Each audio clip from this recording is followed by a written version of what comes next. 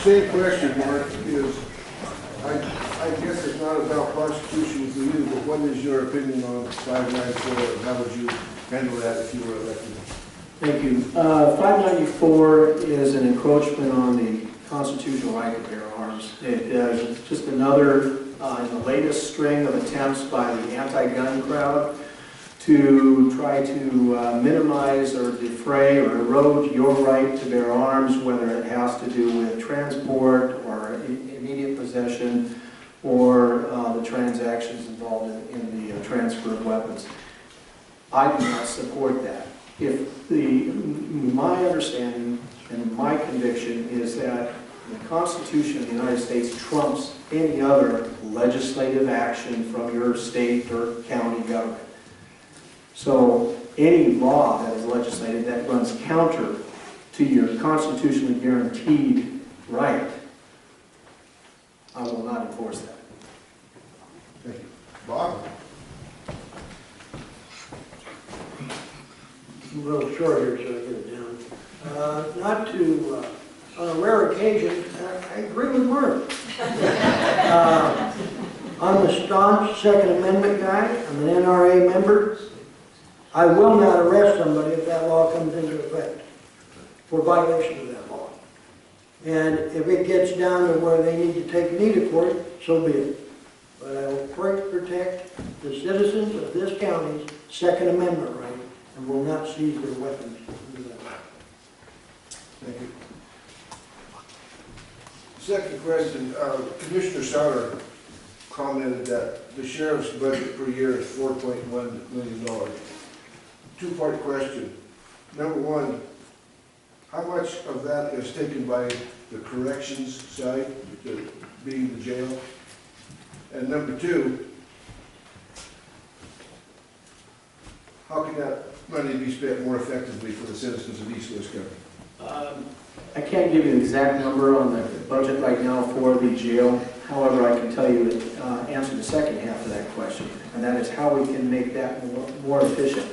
As it turns out, just today, I was in front of the County Board of Commissioners addressing this very issue on the overtime overages that we're running. To be more efficient with the jail budget, we need to reduce the amount of overtime that's being expended right now in that jail facility. The reason why that has gone overrun is because we were adhering to a policy that did not apply to limited commission deputies. Okay, they have an exception under the Police Act that allows them to have certain privileges and exemptions to other employee restrictions that would allow us to work different.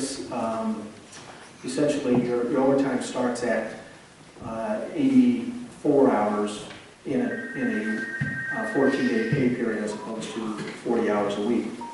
When that language in the contract gets amended to be compliant with the federal statute that gives an exemption, then we can take care of that. We can employ a different schedule that puts them on 12s, 4, 3, 4, 3, back and forth. That schedule will save us a bunch of overtime. But it's not going to go away until we're able to bring our staffing up to par. And we have had the unfortunate loss of 3 different jail deputies, the language is specific, over the last year and a half.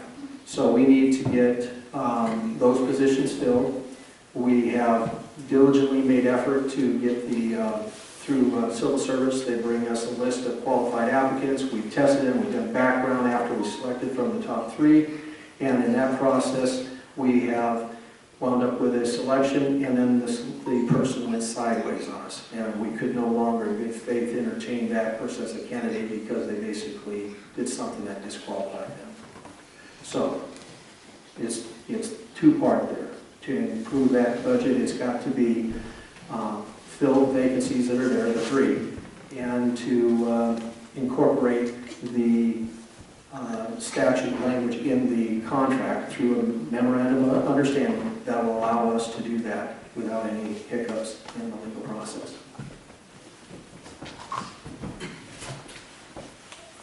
Like Mark, I'm not quite sure on the total amount that's budgeted in the jail, but I believe it's around 1.3, 1.4 million. To cut some of the costs within the jail facility, one of the things I would look at is the chain. We refer to the chain, where we're transporting prisoners to Ellensburg and Yakima and Norcor and so forth. That has to be reviewed. I've been informed by one of the jail staff that we could save about $70,000 a year if we did away with the chain. Most agencies have already backed away from that. Yakima dropped it because of budget problems. So we've kind of taken on the load there in reference to the transport of prisoners. The other issue I would do, I wouldn't be asking for any additional money from the county commissioners for the budget. I think that budget can be better managed, and what I would do is reduce the number of managers and use the salary from the management position to put more deputies out on the road.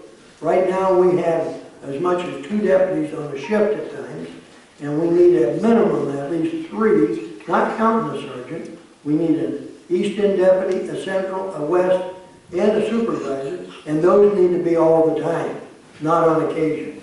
And that's what that overtime money would be used for. Not other things, but overtime to pay deputies to be on the road. And that's how I would solve the problem as far as managing, better managing within the sheriff's office budget.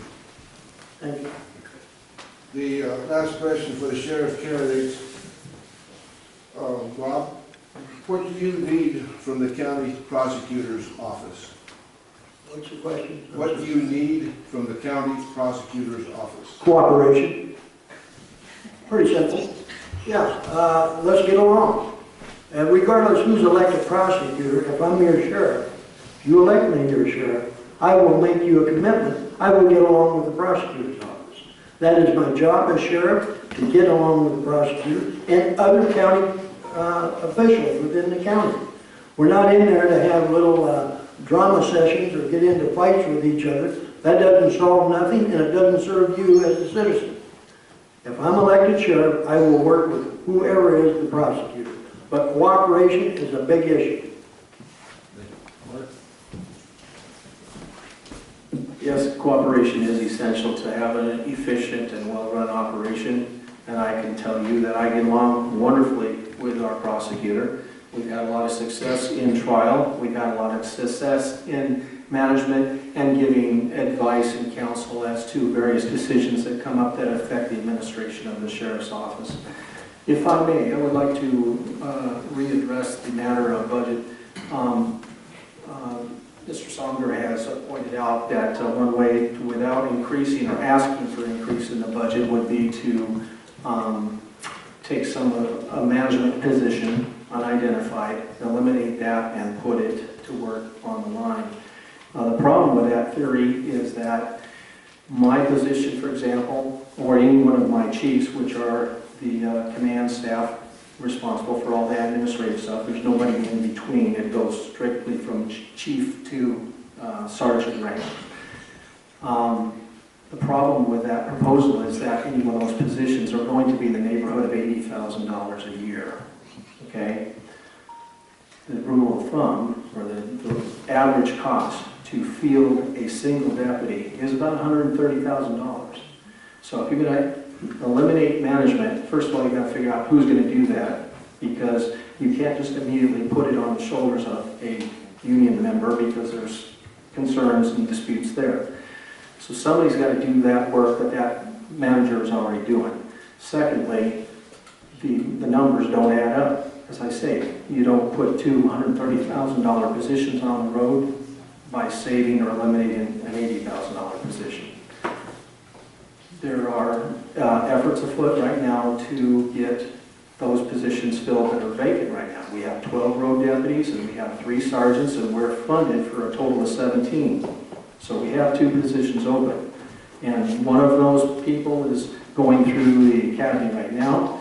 The other one was supposed to be in the same class, and then he backed out at the last minute. He got a bigger, better deal.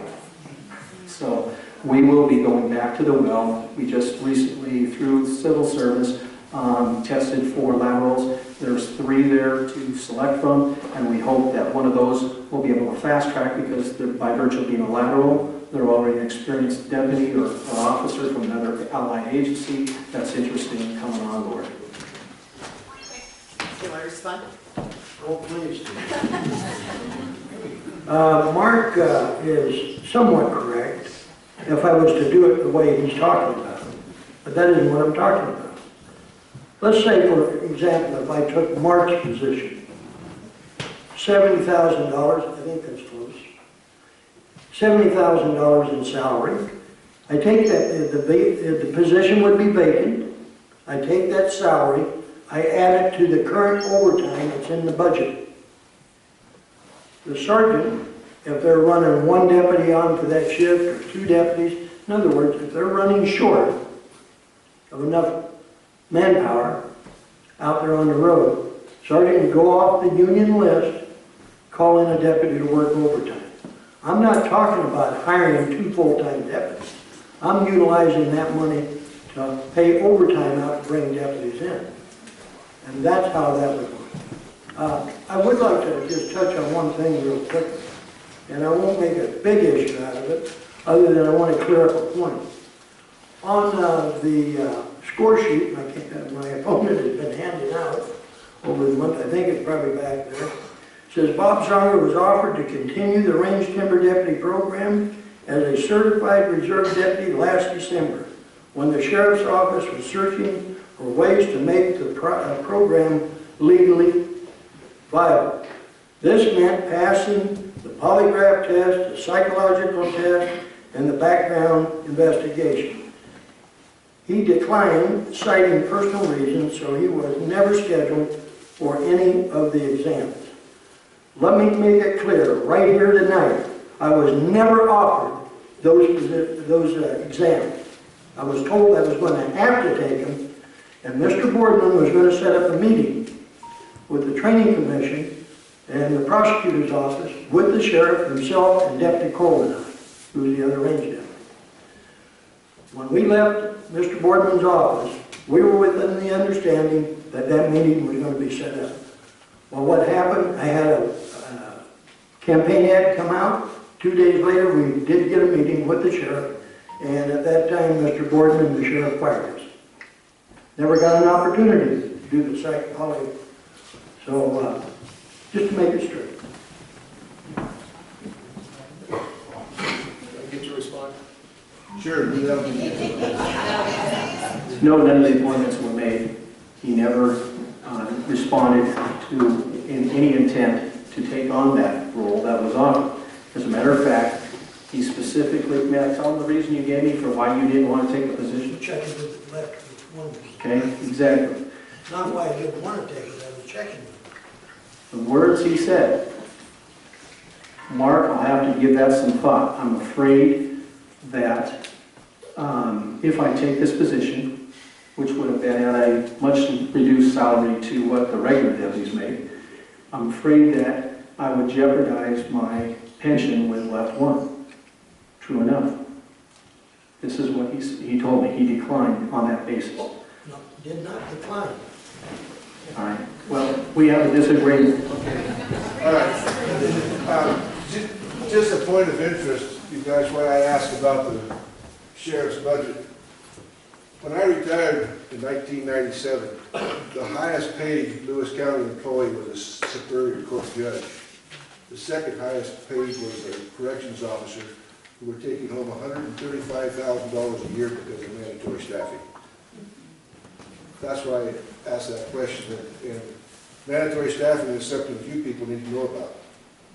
These guys put them in jail and you all pay for it. Something wrong with that. My opinion. Okay. On that happy note, let's have coffee, cookies,